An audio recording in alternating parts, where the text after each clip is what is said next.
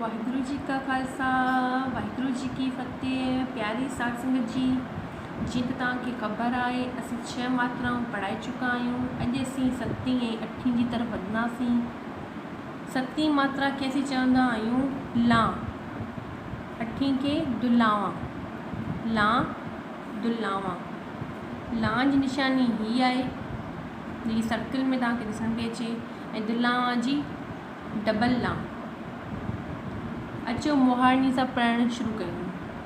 एरी ला ए, एरी ला ए, आई दुलावा ए आई, ससे ला से, ससे दुलावा से सई, हाय ला हे, हाय दुलावा हे हई, कके ला के, कके दुलावा के कई, खखे ला खे, खखे दुलावा खे खई, गगे ला गे, गगे दुलावा गए, घगे ला गे, गगे दुलावा गए, गंगे ला गे, गंगे दुलावा गे।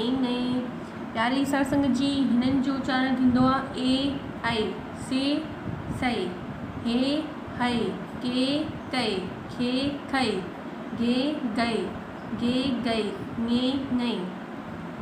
चचे ला चे, चचे दुलावा चे चई, छछे ला छे, छछे दुलावा छे छई, जचे ला जे, जचे दुलावा जे जहजे ला जे, जहजे दुलावा जे, नने ला ने, नने दुलावा ने, टटे ला टे, टटे दुलावा टे, ठठे ला ठे, ठठे दुलावा ठे, डडे ला डे, डडे दुलावा डे, डहडे ला डे, डहडे दुलावा दे, राणे ला रे, राणे दुलावा रे, तते ला ते, तते दुलावा ते, थथे ला थे, थथे दुलावा थे, ददे ला दे, ददे दुलावा दे, दहदे लावा दे, दहदे दुलावा दे, नन्हे ला ने, नन्हे दुलावा ने, पप्पे ला पे, पप्पे दुलावा पे, फफे ला फे, फफे दुलावा फे, बब्बे ला बे, बब्बे दुलावा बे, बहबे ला बे, बहबे दुलावा बे, मम्मी ला में, मम्मी दुलावा में, जये ला ये दुलावा जय, रारे ला रे, राड़े दुलावा रे, लाकड़ ला ले, लाकड़ दुलावा ले, ववे ला वे, ववे दुलावा वे, रड़े ला ले,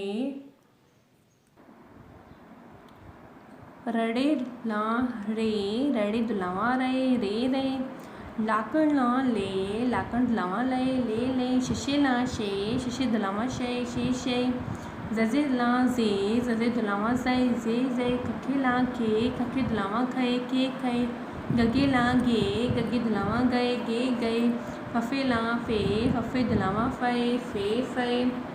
प्यारी साठ संगत जी, जिन तव्हांखे ख़बर आहे असीं घणी महिनत करे तव्हांखे सिंधी मीडियम में गुरुमुखी पढ़णु सेखारियूं पिया।